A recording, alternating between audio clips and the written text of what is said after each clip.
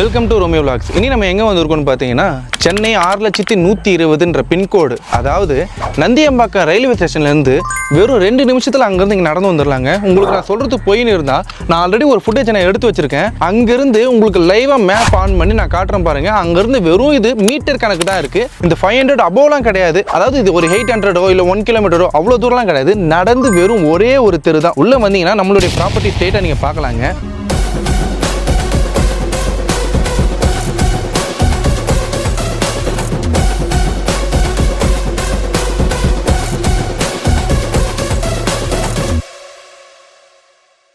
ஆக்சுவலாக இன்னும் உங்களுக்கு நல்ல தெளிவாக சொல்லணும் அப்படின்னா, நம்ம வண்டலூர் பைபாஸ் கேள்விப்பட்டிருப்பீங்க. நீங்கள் வண்டலூர் சைடில் இருந்தீங்கன்னா அங்கேருந்து அந்த வண்டலூர் பிரிட்ஜ் ஏறினீங்கன்னா ஸ்ட்ரைட்டாக வந்து முடிவுறது எங்கன்னு பார்த்தீங்கன்னா நம்ம சைட்டில் இருந்து வெறும் 2 கிலோமீட்டரில் இருக்க மீஞ்சூர் பைபாஸுங்க.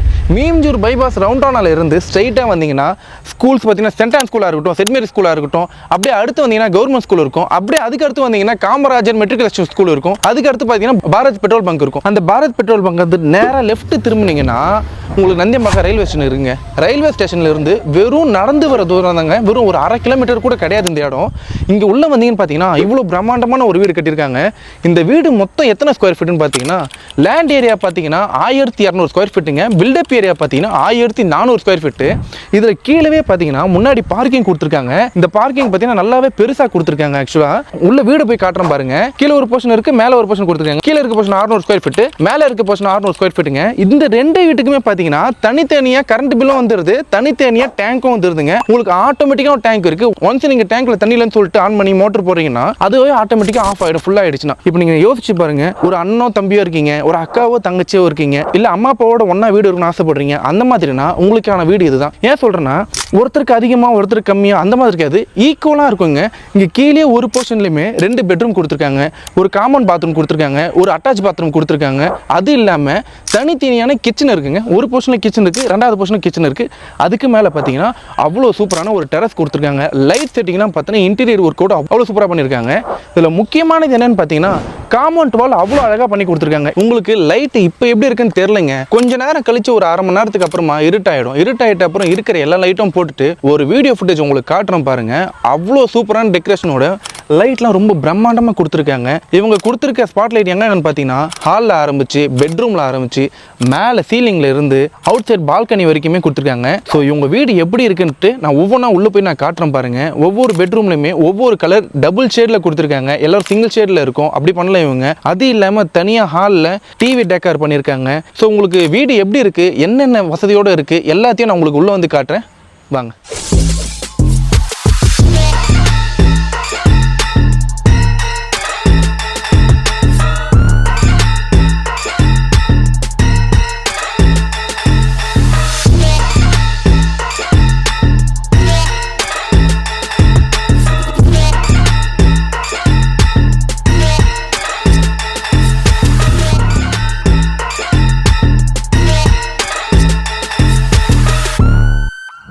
இப்போ உங்ககிட்ட கடைசியாக எது என்னென்னத்தில் பண்ணுறாங்க அப்படின்னு நான் தெளிவாக சொல்லிடுறேன் பாருங்கள். இதில் ஆரம்பத்தில் பார்த்தீங்கன்னா முழு வீடுமே செங்கல்ல மட்டும் தான் பண்ணியிருக்காங்க. காம்பவுண்ட் வால் ரொம்ப சுற்றி ரொம்ப சூப்பராக பண்ணியிருக்காங்க.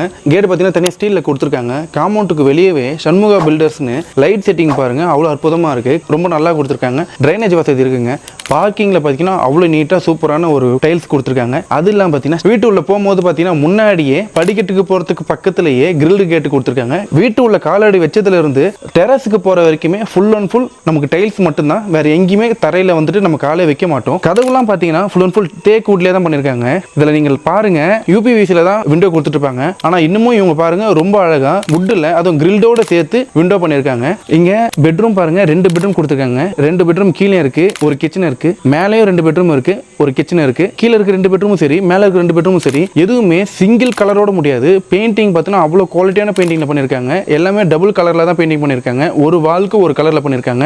ஹால்லையும் சரி, மேல இருக்க ஹால்லையும் சரி டூவல் கலர்ல தான் பண்ணிருக்காங்க. சீலிங்ல பாத்தீங்கன்னா ஃபுல் அண்ட் ஃபுல் ஸ்பாட் லைட்டே தான் பண்ணிருக்காங்க. ஸ்பாட் லைட் படிக்கட்டு முதற்கொண்டும் மேல சீலிங்ல முதற்கொண்டும் உள்ள ஹால், கிச்சன், பெட்ரூம் அது இல்லாமல் மேலே நம்ம டெரஸ் போகிறோம்னா அங்கே கூட லைட்லேயே தான் பண்ணியிருக்காங்க. நமக்கு ரொம்ப ரொம்ப பக்கத்திலே தான் ரயில்வே ஸ்டேஷன் இருக்குங்க. இதோட ஃபீட்டு பார்த்தீங்கன்னா உள்ள நுழையும் போது 5 அடியிலே பேஸ்மெண்ட் பண்ணி கொடுத்துருக்காங்க.